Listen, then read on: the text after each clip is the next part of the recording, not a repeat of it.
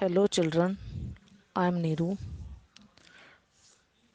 Today we will start poetry and uh, we will know about the first poem, Character of a Happy Life, composed by Sir Henry Wotton. This poem is about the life of a happy man.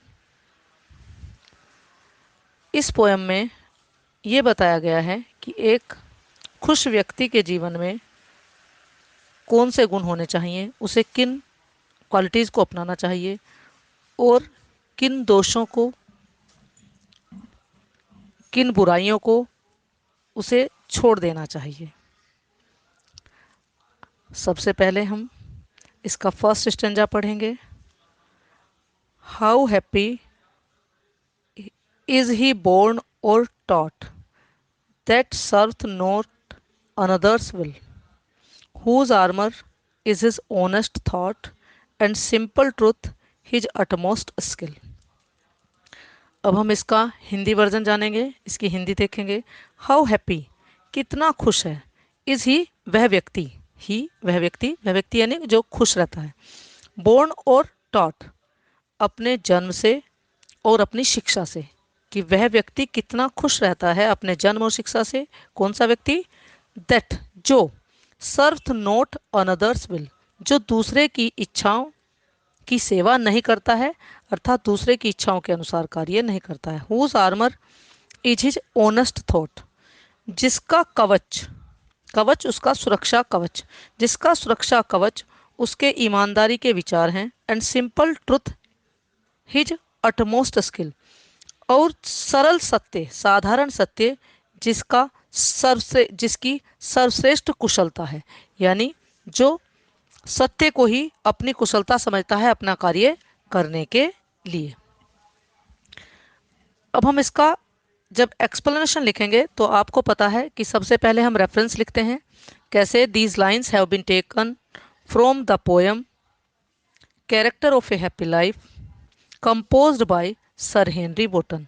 तब हम context लिखेंगे। Context में लिखेंगे the poet says that some of the essential qualities of a happy man are freedom, honesty and truth. Explanation heading डालेंगे, उसमें क्या लिखेंगे?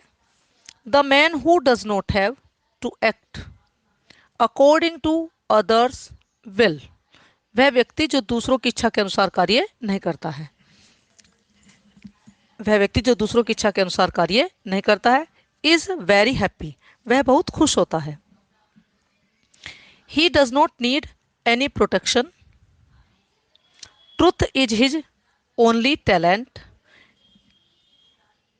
This is the gift of God which helps him to lead a happy and honorable life.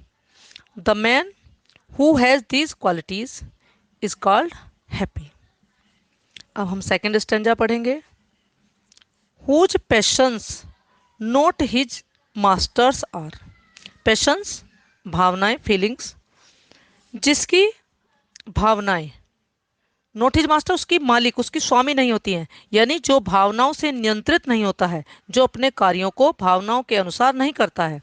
Whose soul is still prepared for death, जिसकी आत्मा, soul, soul होती है आत्मा, जिसकी आत्मा सदैव हमेशा तैयार रहती है मृत्यु के लिए, अर्थात उसको मृत्यु का भय नहीं होता है। Untied unto the world with care, untied मुक्त होना, खुला होना, तो वह सांसारिक चिंताओं से मुक्त होता है। और किससे मुक्त होता है? ऑफ प्रिंसली लव और वल्गर ब्रेथ। प्रिंसली लव, किसी महान व्यक्ति के प्रेम से या महान व्यक्ति की प्रशंसा से वह मुक्त होता है, उसको उससे कोई प्रभाव नहीं पड़ता, वह उससे प्रभावित नहीं होता। और न ही वह वल्गर ब्रेथ, साधारण लोगों की आलोचना से प्रभावित होता है। न तो वह किसी महान व्यक्ति के प्रेम से और न ही किसी साधारण व्यक्ति, जो साधारण लोग होते हैं, उनकी आलोचना से प्रभावित होता है। उन दोनों प्रकार की चिंताओं से, परेशानियों से वह हर प्रकार की चिंता और परेशानी से वह मुक्त रहता है। ना उसे किसी की प्रशंसा से प्रभाव पड़ता है और ना ही उसे किसी की आलोचना से प्रभाव पड़ता है। वह संतुलित अपने जीवन में रहता है। रेफरेंस उसी तरह जो आपने पहले सुना, इसके कॉन्टेक्स्ट में अगर हम लिखना चाहें तो क्या लिखेंगे? ए happy person has self control. जो एक सुखी व्यक्ति होता है वो एक आत्म नियंत्रण रखता है। He is not interested in worldly things. Explanation में, एंगर और love do not control his actions.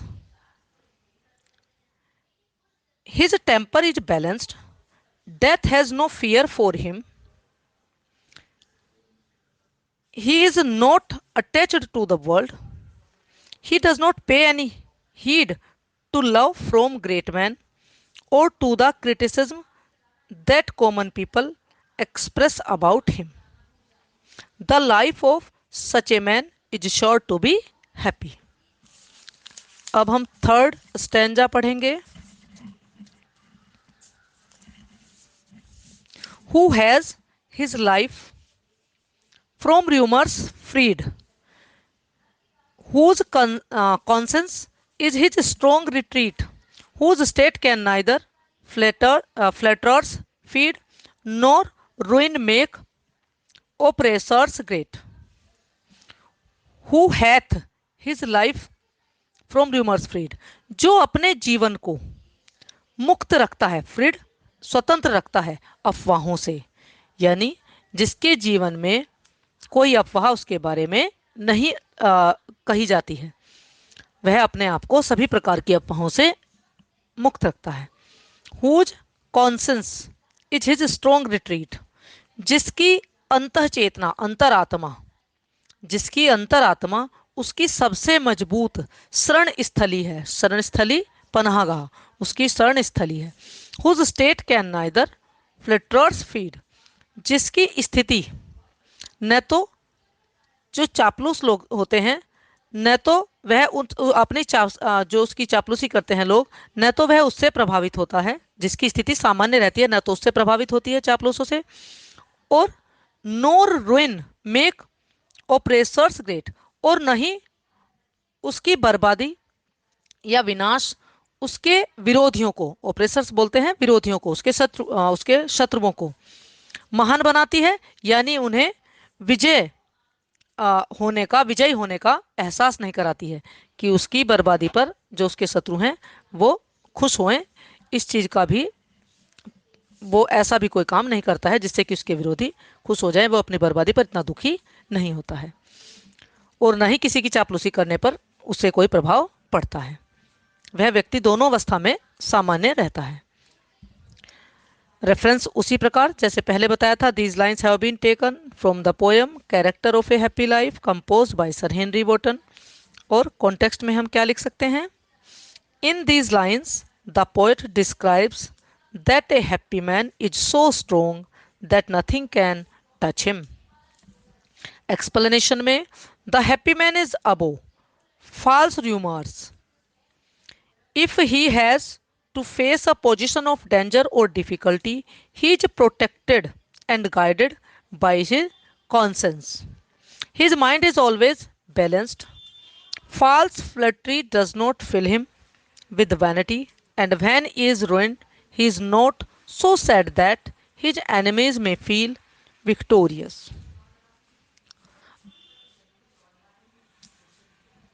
अब हम फोर्थ स्टैंजा पढ़ेंगे।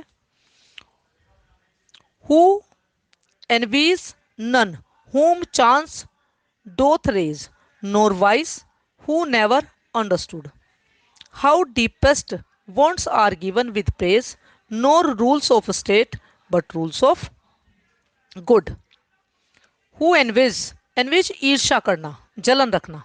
नन, वह किसी से भी, नन किसी से नहीं, वह किसी से भी ईर्ष्या नहीं रखता है। वह व्यक्ति जो खुश होता है, हु जो के लिए लगा है, जो व्यक्ति किसी से ईर्ष्या नहीं रखता है तो वह प्रसन्न होता है, खुश होता है। होम चांस डोथ रेज, न तो उनसे ईर्ष्या करता है जिन्हें अवसर ने, संयोग ने बड़ा बना दिया हो, महान बना दिया हो, उन्नति, जिन्होंने संयोगवश उन्नति की हो, न तो वह ऐसे व्यक्तियों से ईर्ष्या करता है। नोर वाइस और न ही उनसे ईर्ष्या करता है जो बुरे कार्य करके जिन्होंने उन्नति अपने जीवन में कर ली हो। वह दोनों ही प्रकार के व्यक्तियों से ईर्ष्या नहीं करता है। Who never understood how deepest wants are given with praise, जो कभी नहीं समझ जिसने कभी नहीं समझा कि कितने गहरे घाव दिए जाते हैं प्रशंसा से, कि प्रशंसा करके भी कितने गहरे घाव दिए जा सकते हैं, यानी प्रशंसा के द्वारा भी किसी व्यक्ति पर कमेंट किया जा सकता है। वह इस बात को नहीं समझता है जो व्यक्ति खुश रहता है। नो रूल्स ऑफ स्टेट, वह किसी राज्य या शासन के नियमों का पालन नहीं करता है, बट रूल्स ऑफ गुड, बल्कि अच्छाई के नियमों का पालन करता है। जैसे सुकरात ने, आपने पढ़ा है सुकरात को 10th की क्लास में, तो जिस प्रकार सुकरात ने अच्छाई के लिए जहर पी लिया था, तो उसी प्रकार उसने कहा कि वह व्यक्ति शासन के नियमों का पालन नहीं करता है, बल्कि अच्छाई के नियमों का पालन करता है। अब हम फोर्थ स्टैंड, पहले इसका एक्सप्लेनेशन रेफरेंस आपको पता है उसी तरह जैसे पहले आपने पढ़ा था। अब हम इसका कॉन्टेक्स्ट जो लिखेंगे तो क्या कहेंगे, in these lines the poet tells us that the happy man is free from envy and praise, he follows the rules of good conduct. Explanation में पढ़ेंगे, क्या लिखेंगे एक्सप्लेनेशन हेडिंग डालकर, a man who wants to lead a happy life has such qualities in him, अपने अंदर ऐसे गुण रखता है। He does not feel any ill he does not feel any ill will for those who have become great by chance or by dishonest means. He does not know that much harm can be done to a person by praising him. He never does it. He does not recognize any other rules of government except the rules of goodness. Fifth stanza, who God doth late and early pray, more of his grace than gifts to lend, who entertains the harmless day with a well chosen book or friend. who जो के लिए, वह व्यक्ति जो, who God doth late or early pray, वह व्यक्ति जो दिन रात, देर रात से भी और सुबह जल्दी भी ईश्वर की प्रार्थना करता है, उससे प्रे करता है। More of his grace, his God के लिए लगा है, उसकी कृपा पाने के लिए, उसकी करुणा, उसकी सद्भावना पाने के लिए। देन गिफ्ट टू लैंड, किसी वस्तु के, किसी उपहार के लालच में नहीं, किसी उपहार को देने के लिए नहीं, वह ईश्वर से जो प्रार्थना करता है तो उससे उपहार मांगने के लिए नहीं, बल्कि उसकी कृपा अपने ऊपर बनाए रखने के लिए ईश्वर से सुबह शाम दिन रात प्रार्थना करता है। वही व्यक्ति खुश होता है, सुखी होता है। Who entertains the harmless days, जो आनंद लेता है, मनोरंजन करता है, हार्मलेस डेज, हानि रहित समय में भी, यानी किसी को हानि वह नहीं पहुंचाना चाहता और केवल अपना आनंद के साथ अपने समय को गुजारता है। With A well chosen book और फ्रेंड, अपने अच्छे से चुनी हुई, जो उसने बहुत अच्छे से चुनी हो उन अच्छी किताबों के साथ, और फ्रेंड्स अपने मित्रों के साथ, जो अपने हानि रहित समय को अपनी चुनी हुई किताबों और अपने मित्रों के साथ बिताता है, उनके साथ ही मनोरंजन करता है, वही व्यक्ति अपने जीवन में सुखी होता है। इसका कॉन्टेक्स्ट रेफरेंस आपको पता है उसी तरह जैसे पहले बताया था। In these lines the poet describes about a happy man, he is always praying to God, he passes his time in harmless amusement. Explanation में, for a happy life it is necessary that we all should be godly. The man who wants to lead a happy life should pray to God every day, in the morning as well as in the night. He should do so in the hope of obtaining God's mercy and not for any other advantage. His amusement should be pure. He should do no harm to anyone and should pass his day cheerfully in the company of a good book or friend. Stanza number 6. This man is free from servile bends, servile दास जैसे, or hope to rise or fear to fall, lord of himself, though not of lands and having nothing he hath all. This man is free. This man कौन? Happy man. वह व्यक्ति जो happy रहता है, जो खुश होता है, वह फ्री होता है, स्वतंत्र होता है दास जैसे बंधनों से. अगर कोई किसी का दास हो तो उसके ऊपर बहुत सारे बंधन होते हैं, उसे उस व्यक्ति के अनुसार ही काम करना पड़ता है जिसके वह दास होता है. तो उसने कहा कि ऐसा व्यक्ति जो खुश होता है वो सभी प्रकार के दास जैसे बंधनों से मुक्त होता है. और होप टू राइज, वह उन्नति करने की आशा से भी मुक्त होता है.